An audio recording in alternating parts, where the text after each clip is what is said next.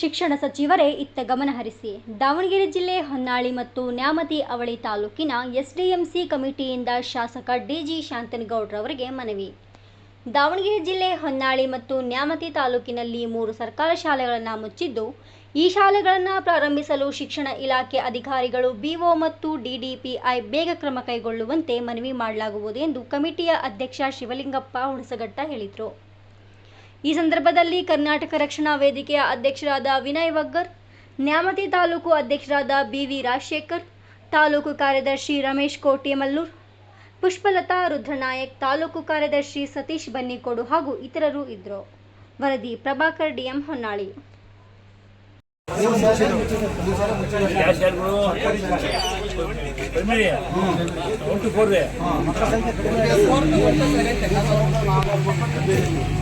शाला शिक्षक अटेंडेंस आकर सीधा और हमारे रियल एस्टेट अब अंदर बाहर ಶತಾಯಗತೆ ಪ್ರಯತ್ನ ಮಾಡಿದ್ರು ಗೊತ್ತಾಯ ನಮ್ಮ ಗೋಡು ಅಂತ ಹೋಗ್ತಾರೆ.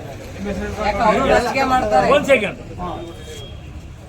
ನನ್ನ 3 ಅವಧಿಯಲ್ಲಿ ಯಾವ ಕಡೆ ನೀನು ಹೇಳಬೇಕಂತ ನಾನು ಅವಕಾಶ ಕೊಟ್ಟಿಲ್ಲ.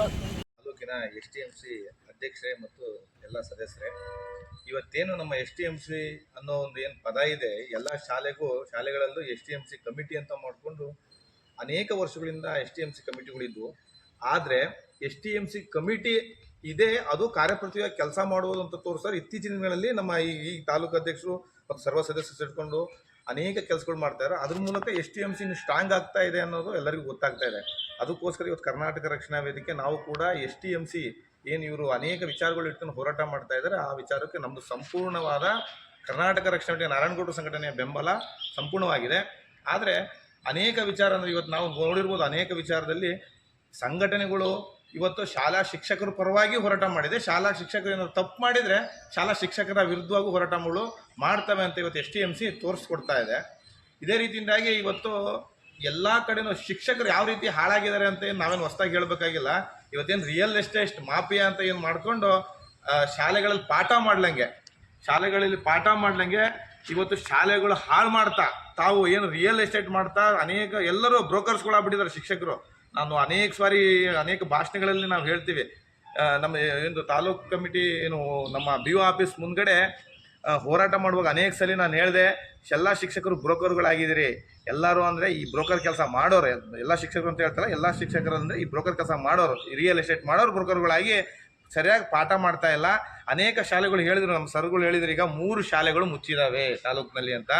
ಇದಕ್ಕೆ ಕಾರಣ ಯಾರು ಅಂದರೆ ನೀವೇ ಶಿಕ್ಷಕರೇ. ಇವತ್ತು ನಿಮ್ಮ ಮಕ್ಕಳನ್ನ ಪ್ರೈವೇಟ್ ಶಾಲೆ ಸೇರಿಸ್ತೀರಿ, ತಮ್ಮ ಬೇರೆ ಬಡವ್ರ ಮಕ್ಕಳನ್ನ ಗೌರ್ಮೆಂಟ್ ಶಾಲೆಗೆ ಬರ್ರಿ ಅಂತ ಹೇಳ್ತೀರಿ.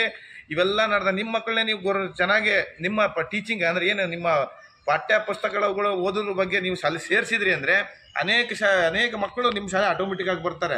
ಆದರೆ ನೀವು ಮಾಡ್ತಾ ಇರೋದು ಏನಂದರೆ ನಿಮ್ಮ ಮಕ್ಕಳನ್ನ ಪ್ರೈವೇಟ್ ಶಾಲೆ, ಬಡವ್ರ ಮಕ್ಕಳನ್ನ ಗೌರ್ಮೆಂಟ್ ಶಾಲೆ ಅಂತ ಮಾಡಿ ಶಾಲೆಗಳು ಮುಚ್ಚೋ ಪರಿಸ್ಥಿತಿಗಳು. ಯಾಕಂದ್ರೆ ನೀವು ಸರಿಯಾಗಿ ಪಾಠ ಮಾಡ್ತಾಯಿಲ್ಲ, ಶಾಲೆಗಳು ಮುಚ್ತಾ ಇದ್ದಾವೆ. 3,000 ಜನ ಸರ್ ಸ್ಟೂಡೆಂಟ್ಸ್ಗಳೀಗ 3,400 ಸ್ಟೂಡೆಂಟ್ಗಳು ಕಮ್ಮಿ ಆಗಿರೋದು ಅಂದರೆ ಏನು ರೀ ವಿಪರ್ಯಾಸ. ಎಲ್ಲೋಗಿದ್ದಾರೆ ಮತ್ತು ಈ ಸ್ಟೂಡೆಂಟ್ ಎಲ್ಲ ಎಲ್ಲೋಗಿದ್ದಾರೆ? ಏನಾದ್ರು ಶ್ರೀಮಂತರ ಮಕ್ಕಳ ಇವರೆಲ್ಲ ಓದ್ಸಲಿ ಇದ್ದಂಥ ವಿದ್ಯಾರ್ಥಿಗಳೇ ತಾನೇ ಶ್ರೀಮಂತರ ಮಕ್ಕಳ ಎಲ್ಲರೂ ಹೋಗಿ ಪ್ರೈವೇಟ್ ಶಾಲೆ ಸೇರಿದ್ದಾರೆ ಅನ್ನೋಕ್ಕೆ ನೀವು ಸರಿಯಾಗಿ ಪಾಠ ಮಾಡ್ತಾಯಿಲ್ಲ. ಈ ಎಚ್ಚರಿಕೆ ಕೊಡ್ತಾ ಇದ್ದೀವಿ. ಈ ಮೂಲಕ ನಮ್ಮ STMC ಅಧ್ಯಕ್ಷರು ಮತ್ತು ಸರ್ವ ಸದಸ್ಯರು ಮತ್ತು ಕರ್ನಾಟಕ ರಕ್ಷಣಾ ವೇದಿಕೆ ಎಚ್ಚರಿಕೆ ಕೊಡ್ತಾ ಇದ್ದೀವಿ.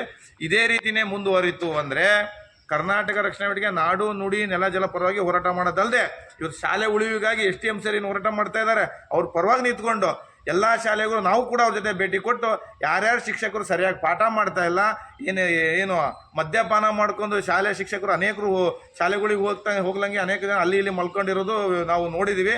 ಅಂಥ ಶಿಕ್ಷಕರ ವಿರುದ್ಧ ಎಲ್ಲರ ಜೊತೆ ಕೂಡಿ ಹೋರಾಟ ಮಾಡ್ತೀವಿ ಅಂತ ಹೇಳ್ತಾ ಈ ನನಗೆ 2 ಮಾತಾಡಲು ಅವಕಾಶ ಕೊಟ್ಟ STM ಸರಿಗೆ ತುಂಬುವುದೇ ಧನ್ಯವಾದ ಹೇಳ್ತಾ ಮತ್ತು TV ಮಾಧ್ಯಮದವರಿಗೂ ಧನ್ಯವಾದ ಹೇಳ್ತಾ ಅಲ್ಲ, ನೀವು ಕರ್ನಾಟಕ ರಕ್ಷಣಾ ವೇದಿಕೆಯರಾಗಿ ನಾಡು ನುಡಿ ಜಲ ಅಂತ ಹೇಳಿದ್ರಿ. ಇದು ನುಡಿ ಅಂದರೆ ಶಾಲಾ ಮಕ್ಕಳ ಸರ್ಕಾರಿ ಶಾಲೆ ಉಳಿಸೋಕ್ಕೆ ನಿಮ್ಮ ಇದೇನು ನಿರ್ಧಾರ? ನಾವು ಅನೇಕ ಬಾರಿ ನಮ್ಮ ಕರ್ನಾಟಕ ರಕ್ಷಣಾ ವೇದಿಕೆ ನಮ್ಮ TN ನಾರಾಯಣಗೌಡರು ಸರ್ಕಾರಿ ಶಾಲೆ ಉಳಿವಿಗಾಗಿ ಅನೇಕ ಹೋರಾಟಗಳು ಮಾಡಿದ್ದೀವಿ. ಇವತ್ತು ಆದರೆ ಈ ಸರ್ಕಾರಿ ಶಾಲೆ ಉಳಿಬೇಕು ಅಂದರೆ ನಮ್ಮಿಂದ ಸ್ಟಾರ್ಟ್ ಆಗಬೇಕು. ಸರ್ಕಾರಿ ಶಾಲೆಗೆ ನನ್ನ ಮಕ್ಕಳನ್ನೇ ಫಸ್ಟ್ ಸೇರಿಸ್ಬೇಕು. ಈ ಮೂಲಕ ಸರ್ಕಾರಿ ಶಾಲೆ ಉಳಿವಿಗಾಗಿ ನಾವು ಎಲ್ಲರ ಜೊತೆಗೂ ಹೋರಾಟ ಮಾಡ್ತೀವಿ. ಒಂದೇ ನಿಮಿಷ STMC ತಾಲೂಕು ಅಧ್ಯಕ್ಷ, ನ್ಯಾಮತಿ ತಾಲೂಕು ಅಧ್ಯಕ್ಷರು ರಾಜಶೇಖರ್ ಅಂತ ಹೇಳಿ ಇಲ್ಲಿ ನಾವು ಸೇರಿರ್ತಕ್ಕಂಥ ಒಂದು ಕಾರ್ಯಕ್ರಮ ಪಟ್ಟಿಯಲ್ಲಿ ನಾವು ಈಗ 2024ನೇ ಮೊದಲನೇ ಮೀಟಿಂಗನ್ನು ಇದು ಮಾಡ್ತಾ ಇದ್ದೀವಿ. ಉದ್ದೇಶ ಏನಪ್ಪ ಅಂದರೆ, ಒಂದು ಶಾಲೆ ಮುಚ್ಚಬೇಕು ಅಂದರೆ ಅದ್ರ ಹಿಂದೆ ಎಷ್ಟು ಶ್ರಮ ಪಟ್ಟಿದ್ರು ಅನ್ನೋದು ಶ್ರಮ ಪಟ್ಟೋರಿಗೆ ಅಷ್ಟೇ ಗೊತ್ತಿರ್ತೈತಿ. ಈಗ ಅದನ್ನು ಹಾಳು ಮಾಡಲಿಕ್ಕೆ ಮಾಡಿದಾರಲ್ಲ, ಅವ್ರಿಗೇನು ಶ್ರಮ ಕಾಣಲ್ಲ ಅದರದ್ದು. ಅದನ್ನು ಬೆವರು ಸುರಿಸಿ ದುಡ್ದನಿಗೆ ಅಂತ ಗೊತ್ತಾಗುತ್ತಲ್ಲ, ಆ ಟೈಪ್ ದುಡ್ದೋರಿಗೆ ಅಷ್ಟೇ ನೋವಾಗುತ್ತೆ. ಇವ್ರು ಏನಿದಾರಲ್ಲ, ಅವ್ರು ಸುಮ್ಮನೆ ಕುಂತು ತಿನ್ನೋರಿಗೆ ಅದು ಅರ್ಥ ಆಗಲ್ಲ. ಕುಂತು ತಿನ್ನೋರು ಅಂದರೆ ಈಗ ಅವ್ರು ಪೂರ್ತಿ ಏನು ಪಾಠ ಮಾಡೋ ಬಿಡು ಬಂದು, ನಾನು ತರಕಾರಿ ತರಕ್ಕೆ ಹೋಗಿದ್ದೆ, ನಾನು ಅಲ್ಲಿಗೆ ಹೋಗಿದ್ದೆ, ನಾನು ಇಲ್ಲಿಗೆ ಹೋಗಿದ್ದೆ, ಮೀಟಿಂಗ್ ಕರೆದಿದ್ರು, BLO ಮೀಟಿಂಗ್ ಕರೆದಿದ್ರು, ಅದು ಇದಂತ ಬರೀ ಹೇಳ್ಕೊಂತ ಶಾಲೆಗಳು ಪಾಠಗಳು ಇಲ್ಲಿವರೆಗೂ ಹಾಳಾಗಿದ್ದಾವೆ. ಇನ್ನು ಮುಂದೆ ಆ ರೀತಿ ಹಾಳಾಗ್ದಂಗೆ ಈಗ ಒಂದು ಸಣ್ಣ ಉದಾಹರಣೆ ಕೊಡಬೇಕಂದ್ರೆ, ನಮ್ಮಲ್ಲಿ CRP ನಾಗರಾಜ ಮೂರ್ತಿ ಅಂತ ಒಬ್ಬರಿದ್ದರು. ನಮ್ಮ ಶಾಲೆಯಲ್ಲಿ LKG UKG ಸುರುವನ್ಯ ಶಾಲೆಯಲ್ಲಿ LKG UKG ಸ್ಟಾರ್ಟ್ ಆಗಿದ್ದು ನಮ್ಮಲ್ಲಿ ಮೊದಲನೇ ಬಾರಿಗೆ ಸ್ಟಾರ್ಟ್ ಆಗಿದ್ದು. ಆ ಒಂದು ಪಟ್ಟಿಯನ್ನು ಕೊಡದೇ ನಮ್ಮ ಶಾಲೆಗೆ 1,04,000 ರೂಪಾಯಿ ದುಡ್ಡನ್ನು ದೋಖಾ ಮಾಡಿರ್ತಕ್ಕಂಥ ಒಬ್ಬ CRP ಅಂದರೆ ನಾಗರಾಜ ಮೂರ್ತಿ. ಆ ಮಕ್ಕಳಿಗೆ ವಂಚಿತ ಮಾಡಿದಿರ್ತಕ್ಕಂಥ ಮೊದಲನೇ ವ್ಯಕ್ತಿ ಅಂದರೆ ಆ CRPಗಳು ಸರಿಯಾದಂಥ ವರ್ಕ್ ಮಾಡಿದ್ದೇ ಆದರೆ, BRPಗಳು CRPಗಳು ಮತ್ತು ECOಗಳು ವರ್ಕ್ ಮಾಡಿದ್ದೇ ಆದರೆ BOಗೆ ಅಷ್ಟು ತಲೆನೋವಾಗಲ್ಲ, BRCಗಳಿಗೂ ಅಷ್ಟು ತಲೆನೋವಾಗಲ್ಲ.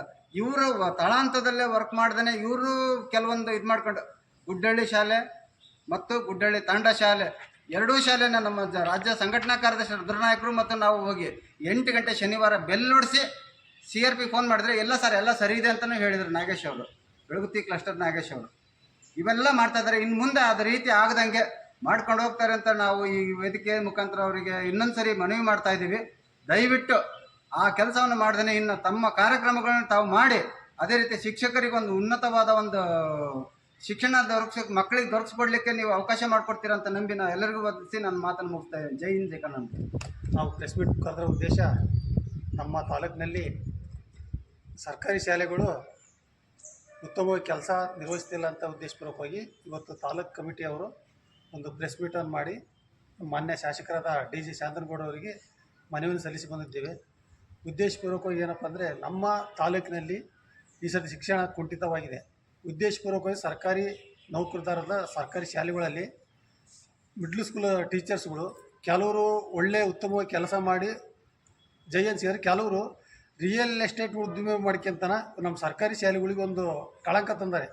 ಉದ್ದೇಶಪೂರ್ವಕವಾಗಿ ನಮ್ಮ ತಾಲೂಕಿನಲ್ಲಿ ಈ ಸರ್ತಿ 3,400 ಮಕ್ಕಳು ಕಮ್ಮಿ ಆಗಿದೆ. ಹಂಗಾಗಿ ನಾವು BO ಅವರಿಗೆ ಮನವಿ ಕೊಟ್ವಿ, ಆಮೇಲೆ DDP ಅವರಿಗೆ ಮನವಿ ಕೊಡ್ತಾ ಇದ್ದೀವಿ, ಈಗ ಶಾಸಕರಿಗೆ ಕೊಟ್ಟಿದ್ದೀವಿ.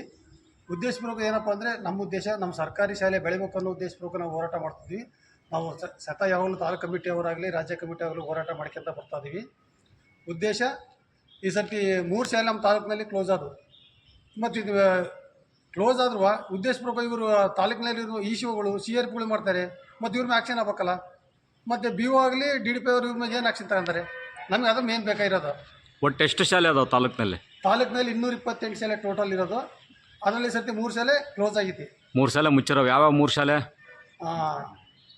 ಕಂಚಗನಹಳ್ಳಿ 1, ಮಾದಾಪುರ ತಾಂಡ 1, ಸಾಸವಳ್ಳಿ ವಿವೇಕಾನಂದ ಶಾಲೆ 1. ಕಾರಣ ಅಲ್ಲಿ ಮಕ್ಕಳಿಗೆ ಸರಿಯಾಗಿ ಎಜುಕೇಶನ್ ಸಿಕ್ಕಿಲ್ಲ. ಒಂದು ಅಲ್ಲಿ ಟೀಚರ್ಸ್ಗಳು ಪಾಠನೇ ಮಾಡ್ತಾ ಇಲ್ಲ. ಅದರಿಂದ ಸರ್ಕಾರಿ ಶಾಲೆಯಿಂದ ಮಕ್ಕಳು ಬೇರೆ ಕಡೆ ಇದೆ, ಅದಕ್ಕಂತ ಬೇರೆ ಕಡೆ ಆಗ್ತವೆ. ನೋಡಿ, ಈ ಸತಿ 29 ತಾರೀಕು ಶಾಲೆ ಓಪನ್ ಆಯ್ತು. ಪ್ರೈವೇಟ್ನವ್ರು ಬಂದು ಹಳ್ಳಿ ಬಂದು ಮನೆ ಬಂದು ಡೋರ್ ಬೈ ಡೋರ್ 30 ಅಂತ ನಮ್ಮ ಕಾನ್ವೆಂಟ್ ನಮ್ಮ ಶಾಲೆ ಮಕ್ಕಳು ಸೇರಿಸಿ ಅಂತ ಮಕ್ಕಳು ಸೇರಿಸಿ ಅಂತ ಹೋದ್ರು.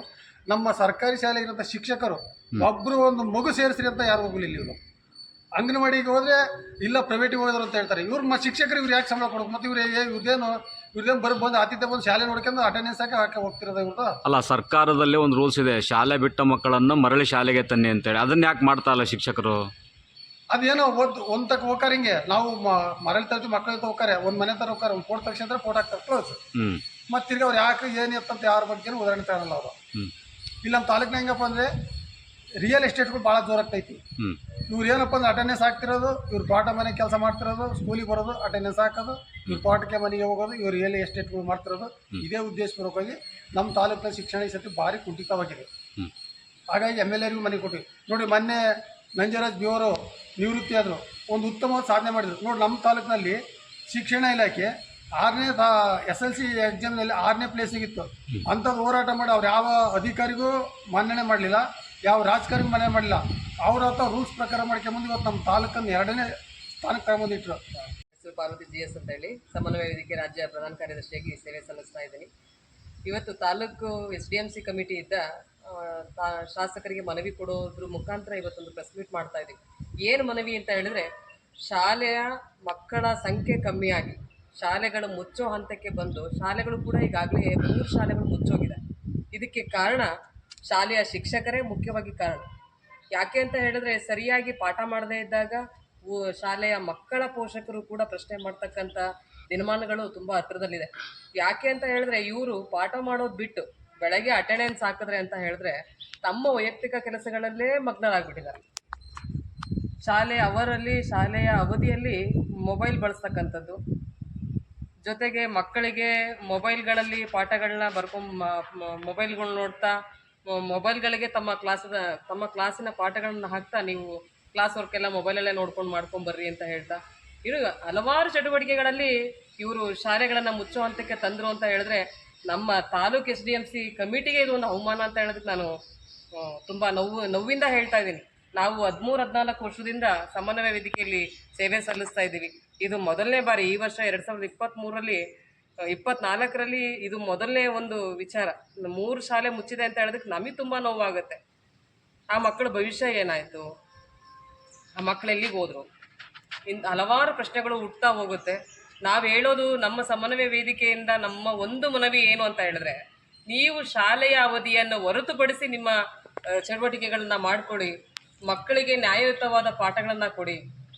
ಎಲ್ಲ ರೀತಿಯಲ್ಲೂ ನ್ಯಾಯ, ಆಟ ಪಾಠ ಎರಡೂ ಕೂಡ ಮಕ್ಕಳಿಗೆ ತುಂಬ ಅವಶ್ಯಕವಾಗಿ ಬೇಕು ಇವತ್ತಿನ ದಿನದಲ್ಲಿ ಅಂತ ಹೇಳ್ತಾ, ಇನ್ನೂ ಹಲವಾರು ವಿಚಾರಗಳನ್ನು ಇನ್ನೂ ಒಂದು ವಿಚಾರ ಏನು ಅಂತ ಹೇಳಿದ್ರೆ, ಮೊನ್ನೆ ರೀಸೆಂಟಾಗಿ MLC ಎಲೆಕ್ಷನ್ ಆಯಿತು.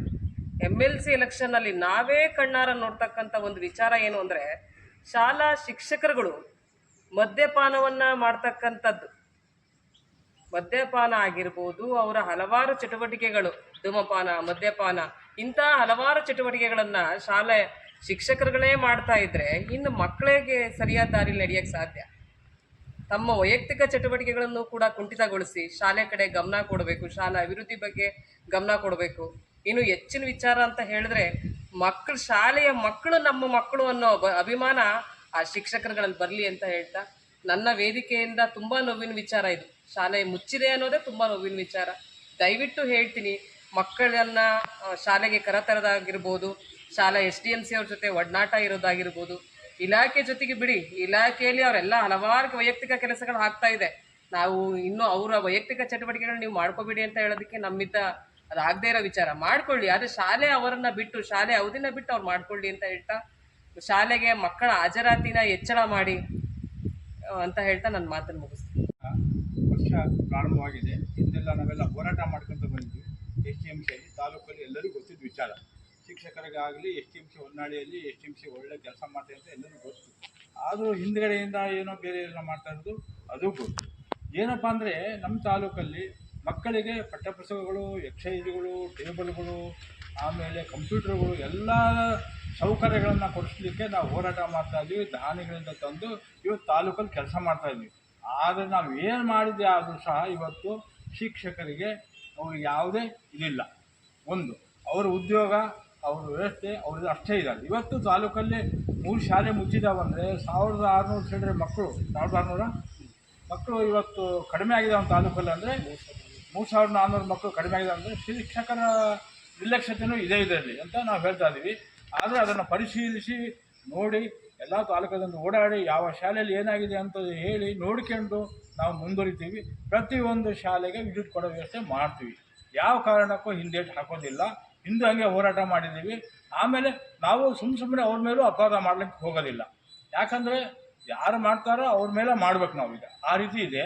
ಅವರು ಸಹ ತಿಳ್ಕೊಂಡು ಇವತ್ತು ನನ್ನ ಮಕ್ಕಳು, ನಾನು ಸರ್ಕಾರದ ಅನ್ನ ತಿಂತಾ ಇದ್ದೀನಿ ಅಂತ ಹೇಳ್ಬಿಟ್ಟು ಅವರು ಮಾನವ ದೃಷ್ಟಿಯಿಂದ ಕೆಲಸ ಮಾಡಿದರೆ ಸರಿ, ಇಲ್ಲ ಅಂದರೆ ಬೇರೆ ರೀತಿಯಲ್ಲಿ ಕ್ರಮ ತಗೊಳ್ತದೆ. ಹಿಂದೆಲ್ಲ ಭಾಳ ಅವ್ಯವಹಾರಗಳು ನಡೆದು ಹೋಗಿದ್ದಾವೆ ತಾಲೂಕಲ್ಲಿ. ಇಲ್ಲ ಕೆಲವು ಸಮಯದಲ್ಲಿ ಸುಮ್ಮನಿದ್ದ ಶಿಕ್ಷಕರಿಗೆ ಏನಪ್ಪ ಅಂದರೆ ಸಬ್ಷನ್ ಮಾಡೋದು ಅದೆಲ್ಲ ಕೆಲವು ಆಗಿದೆ. ಆದರೆ ಅದು ಯಾವ ರೀತಿ ಆಗ್ತವೆ, ಹೆಂಗೆ ಆಗ್ತವೆ, ಇಲಾಖೆಯ ಜವಾಬ್ದಾರಿ ಫಸ್ಟು CRP, BRC, BO ಇವರು ಸರಿ ಇದ್ದರೆ ತಾಲೂಕಲ್ಲಿ ಎಲ್ಲ ಸರಿ ಇರ್ತಾವೆ. ಅಲ್ಲ ಸರ್, ಈ ಸರ್ಕಾರಿ ಶಾಲೆಯಲ್ಲಿ ಓದೋವು ಏನು ಶಿಕ್ಷಕರ ಪಾಠ ಮಾಡ್ತಾರಲ್ಲ, ಅವ್ರ ಮಕ್ಕಳೇ ಪ್ರೈವೇಟ್ ಶಾಲೆಯಲ್ಲಿ ಓದ್ತಾ ಇದ್ದಾರೆ. ಇದಕ್ಕೆ ನಿಮ್ಮ ಅಭಿಪ್ರಾಯ ಏನು? ಇದು ಸರ್ಕಾರನೇ ಎಲ್ಲ ಕಡೆ ಅದು ಹೇಳಿದ್ದೆ ಆದರೂ ಸಹ ಅವರು ಸೇರ್ತಾ ಇಲ್ಲ. ಯಾಕಂದರೆ ಅವ್ರ ಮೇಲೆ ನಂಬಿಕೆ ಇಲ್ಲ ಶಿಕ್ಷಕರಿಗೆ. ನಮ್ಮ ಮಕ್ಕಳಲ್ಲಿ ಓದ್ತಾ ಅವ್ರ ನಂಬಿಕೆ ಇಲ್ಲ, ಅವ್ರು ಸೇರ್ತಾರೆ. ಆದರೆ ಕೆಲವು ಶಿಕ್ಷಕರು ಅವರ ಮಕ್ಕಳು ಅವ್ರ ಶಾಲೆಗೆ ಕರ್ಕೊಂಡು ಹೋಗೋ ಶಿಕ್ಷಕರು ಇಲ್ಲಿ ತಾಲೂಕಲ್ಲಿ ಇದ್ದಾರೆ. ಅವ್ರ ಶಾಲೆಯಲ್ಲಿ ಓದ್ತಾ ಇದ್ದಾರೆ. ಎಲ್ಲ ನೋಡಿದ್ವಿ, ಎಲ್ಲ ಉದಾಹರಣೆ ನೋಡಿದ್ವಿ. ಅವ್ರಿಗೆ ತಿಳ್ಕೊಂಡು ಇಲ್ಲಿ ಸೇರಿಸಬಾರ್ದು. ಇದೇ ಸರ್ಕಾರಿ ಶಾಲೆಯಲ್ಲಿ ಓದಿ ಎಷ್ಟೋ ಮಕ್ಕಳು ನಾವು ನೋಡ್ತಾ ಇದ್ದೀವಿ ನವೋದಯ ಮುರಾರ್ಜಿ ಸೆಲೆಕ್ಷನ್ ಆಗಿದ್ದಾರೆ. ಸರ್ಕಾರಿ ಶಾಲೆಯಲ್ಲೇ ಏನೂ ಟ್ಯೂಷನ್ ಮಾಡಿಲ್ಲ. ಇವತ್ತು ಚನ್ನಗಿರಿ ತಾಲೂಕು ಕೆಂಗಾಪುರದಲ್ಲಿ ಹೋದರೆ ಮುರಾರ್ಜಿಗೆ ನವೋದಯಗೆ ಪ್ರತಿ ಸಾರಿ 4 ಜನ 5 ಜನ ಸೆಲೆಕ್ಷನ್ ಆಗ್ತಾರೆ. ಅಲ್ಲಿ ಏನು ಮಾಡ್ತಾರೆ, ಅವರೇ ಮೋಡಿ ಮಾಡ್ತಾರಾ? ಹಾಗೆ ಇವರು ಇರ್ತಕ್ಕಂಥ ಪಾಠ್ಯಕ್ರಮದಲ್ಲಿ ಸರಿಯಾದ ರೀತಿಯಲ್ಲಿ ಪಾಠ ಮಾಡಿದೆ ಆದರೆ ಅವರಿಗೆ ಆಸಕ್ತಿ ಇದ್ದರೆ ನಾನು ಕನ್ನಡ ಶಿಕ್ಷಕ, ನಾನು ಇಂಗ್ಲೀಷ್ ಶಿಕ್ಷಕ, ನನ್ನ ಪಾಠದಲ್ಲಿ ನನ್ನ ಮಕ್ಕಳು ಚೆನ್ನಾಗಿರ್ಬೇಕನ್ನೋ ಉದ್ದೇಶ ಅವರಲ್ಲಿ ಹುಟ್ಟಿದೆ. ಆದರೆ ಇದು ಯಾವುದೂ ಬರೋದಿಲ್ಲ. ಅದೇ ಉದಾಹರಣೆ ರೈತಕನ ಶಾಲೆ ತಗೊಂಡ್ರೆ ಹೈಸ್ಕೂಲು ಮತ್ತು ಮಿಡ್ಲ್ ಸ್ಕೂಲಲ್ಲಿ ಇವತ್ತು ಹೋಗಿ ನೋಡಲಿ ಮಾದರಿ ಶಾಲೆಗಳಾಗಿದ್ದಾವೆ. ಒಬ್ಬ ಶಿಕ್ಷಕ ನನ್ನ ಕನ್ನಡ ಸಬ್ಜೆಕ್ಟು ನಾನು ಕನ್ನಡದಲ್ಲಿ ಮಾಧ್ಯಮ ಮಾಡಿದ್ರೆ ನನಗೆ 100ಕ್ಕೆ 100 ರಿಸಲ್ಟ್ ಬರಬೇಕಂತ ಕಾಂಪಿಟೇಷನ್ ಮಾಡ್ತಾ ಇದ್ದಾರೆ. ಅಲ್ಲಿ ಎಲ್ಲ ಶಿಕ್ಷಕರು ಅದೇ ರೀತಿ ಕೆಲಸ ಮಾಡ್ತಾರೆ ಇವತ್ತು ರೈತಕನ ಶಾಲೆಯಲ್ಲಿ. ಅದು ನೋಡ್ಕೊಂಬರ್ಲಿ, ಅವರೇ ಹೋಗಿ ನೋಡ್ಕೊಂಬರ್ಲಿ. ಇವ್ರು ಯಾಕೆ ಮಾಡಲ್ಲ? ಬಿಡಮಲ್ಲ, ಏನಾಗತ್ತೆ, ಹಂಗಲ್ಲ ಹಿಂಗಲ್ಲ. ಇವ್ರು ಏನಲ್ಲ, ಅವರ ಸ್ವಂತ ವಿಚಾರ ಶಾಲೆ ಮುಗಿದ ಮೇಲೆ ಏನಾರು ಮಾಡ್ಕೊಳ್ಳಿ. ಅವ್ರು ವ್ಯಕ್ತಿ ವಿಚಾರ ನಾವು ಎಂಟ್ರಿ ಆಗೋದಿಲ್ಲ. ಇನ್ಮೇಲೆ ನಮ್ಮ STMC ಕಮ್ಯುನಿಟಿಯವರ ಗಮನಕ್ಕೆ ತರ್ತಾ ಇದ್ದೀನಿ.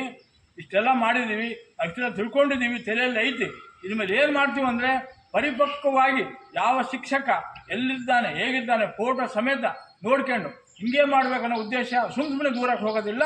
ಅದನ್ನು ನಾವು ನೋಡ್ಕೊಂಡು ಎಲ್ಲ ವೆರಿಫೈ ಮಾಡಿ ತಾಲೂಕಿನಿಂದ 221 ಶಾಲೆ ವೆರಿಫೈ ಮಾಡಿ ಕೆಲಸ ಮಾಡ್ತೀವಿ. ಯಾಕಂದರೆ ಸುಮ್ಮನೆ ತಾಲೂಕಲ್ಲಿ STMC ಸರಿ ಇಲ್ಲ ಅಂತ ಹೇಳಿ